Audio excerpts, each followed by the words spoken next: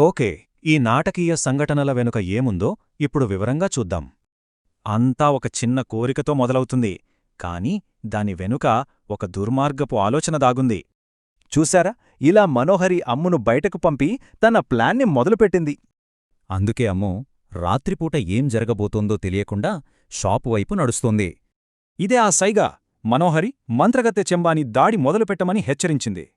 అమ్ముకోసం అతీంద్రియ శక్తులతో ఒక వల ఎలా పన్నారో ఇది చక్కగా చూపిస్తుంది. చంబా ఆజ్ఞ ఇచ్చింది, అంతే. ఆ కుక్క అమ్ము వెంట పరుగెత్తడం మొదలుపెట్టింది. ఆ కుక్కను చూడగానే అమ్ము భయపడిపోయింది. వెంటనే ప్రాణభయంతో పరుగు మొదలుపెట్టింది. భయంతో, కంగారుతో ఎంత వేగంగా ముడితే అంత వేగంగా పరిగెడుతోంది. అలా పరిగెడుతున్న తొందరలో రోడ్డుపై గట్టిగా పడిపోయింది. కింద పడిన అమ్మవైపు ఆ కుక్క దగ్గరగా వచ్చింది. దాడి చేసేందుకు సిద్ధంగా ఉంది. ఇప్పుడు చాలా క్లిష్టమైన పరిస్థితి.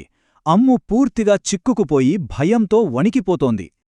ఇంత దగ్గరగా ప్రమాదమున్నప్పుడు ఆమెను రక్షించడానికి ఎవరు వస్తారు? ఇదే ఇప్పుడు అసలు ప్రశ్న.